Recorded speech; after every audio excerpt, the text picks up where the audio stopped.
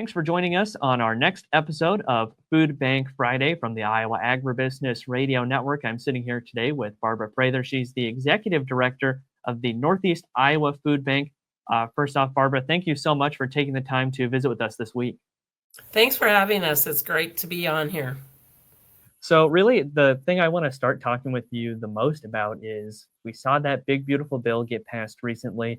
A lot of it is not the best for food banks and food insecurity in general. And, I'm sure you've seen the Feeding America study that food insecurity is on the rise in Iowa. It's getting worse in a lot of counties. Just for the Northeast Iowa Food Bank in general, what are the impacts that you're expecting to see from this legislation, especially with those cuts to SNAP benefits? Yeah. Well, first of all, thank you for having me on the show. I really appreciate being here. Our data shows us over time that when there's cuts to government benefits and government programs, along with inflation, along with job losses in communities, demand at food banks and food pantries goes up. And so the same is what we're expecting with the passage of the big, beautiful bill. With the bill, there are lots of cuts to SNAP benefits that go in and are affected immediately. The one that's more long-term is the state match that's going to be required if the error rate is above 5%. But as SNAP benefits have been cut through this, we're expecting to see demand to be higher, which means we'll have to find more food, which is not necessarily a bad thing because we always want to find the most nutritious food for people who need it, but more people will be reaching out to our programs. The food bank serves a 16-county area. We're a member of Feeding America, the national food bank network, that we get food in and distribute it out. But we have a lot of programs, too, that we operate to make sure that food goes out in the community. And I kind of want to highlight some of those community programs. I know right now with the school being out for the season, that there's a lot of more kids who are looking for meals over the summer. A lot of them depend on having those meals during the school year. I know back home we have a Grub Club that they do from my church. My mom runs the food pantry there, and they do that every Wednesday to get food out to the kids in the area. Mm-hmm. For you guys at the Northeast Iowa Food Bank, what are some of the things that maybe you've done to kind of meet that need, like you mentioned, for the community, especially for those kids? A lot of different ways. The number one way that we get food in the community year round, but also especially in the summer, is through our member agency distribution, working with other food pantries, because we do know that demand goes up at the pantry level. So our numbers usually go higher. Right here in Blackhawk County, we also operate the food pantry for the Cedar Valley, which includes Blackhawk County. So we see an increase in demand there.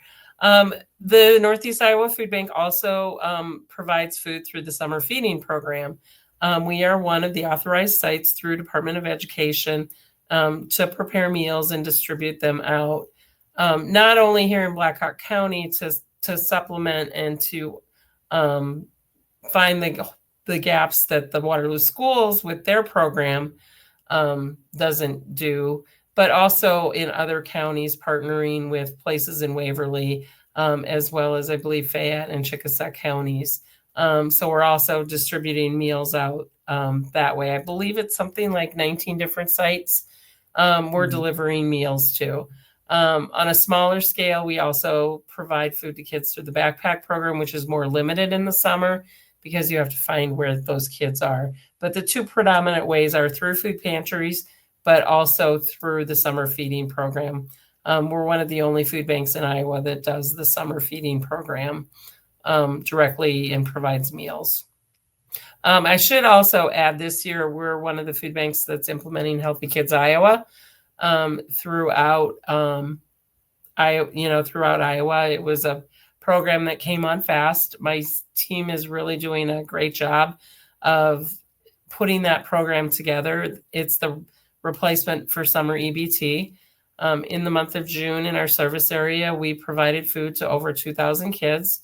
And, we keep focused on the kids and the families that are getting the food, and seeing the smiles on their face and how appreciative of that food that they're getting. It's shelf-stable food, it's perishable, it's protein, it's dairy.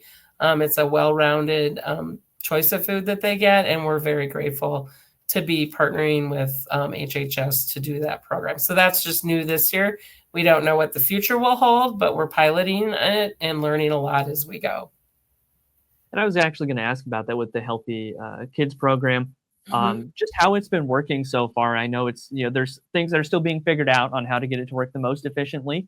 But just in general, I know there's kind of a few restrictions to look through. There's a few things that are kind of added benefits on there as well. How's it been working just in general to use that program and get those meals out to the kids? Yeah. So for a pilot program, I think it's going well.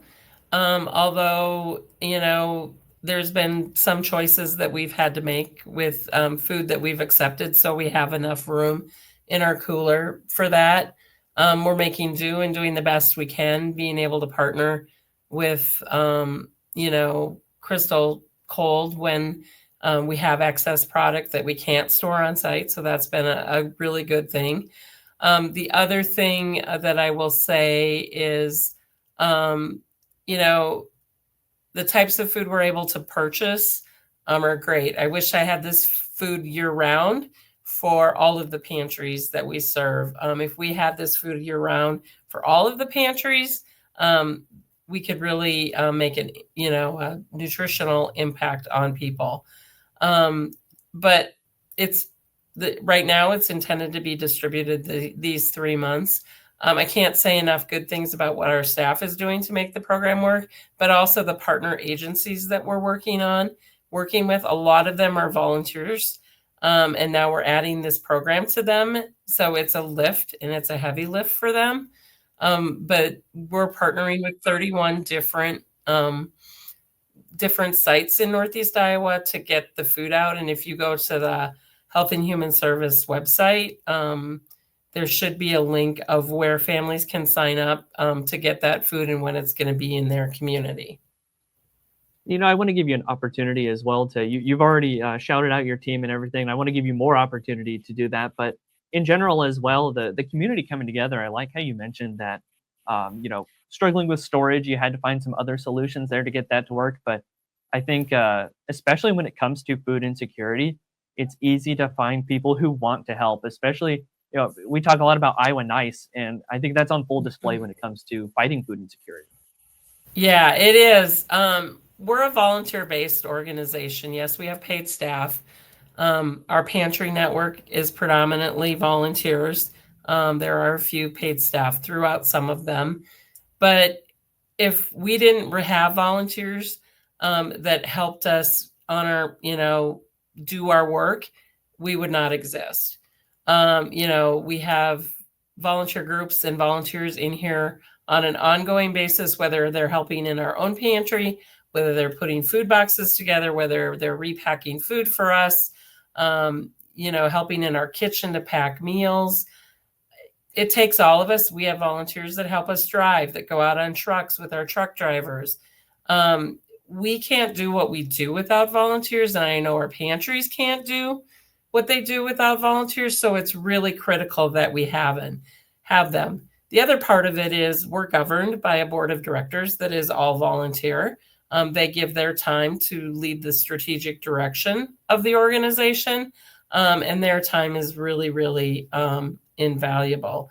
And so if we didn't have those volunteers, we couldn't make the food bank and the food pantries system work in our state. And we're really grateful for all of them.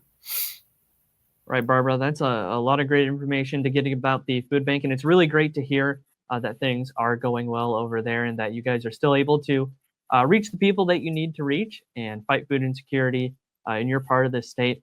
For anyone who wants to get in touch, I know you mentioned volunteers and needing that for part of the team.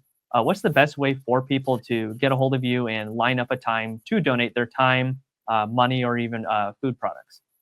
Yeah, the best way to go is go to our website, neifb.org. There's links right on the front page or in our drop downs that is available for people to click on to sign up to volunteer, to donate, whatever they want to do. If they want a tour, they can reach out to us, and we would be happy to give them a tour of what we do and how we do it. And, just give us a call too, 319-235-0507. Just reach out and tell us what you want, and we'll do the best. And we can also hook you if you need help with food. There's also a link on our website to get help as well. All right, Barbara, thanks so much again for your time for this episode of Food Bank Friday. And once again, really appreciate all you guys are doing to fight food insecurity. Thank you so much, Riley. Have a great day.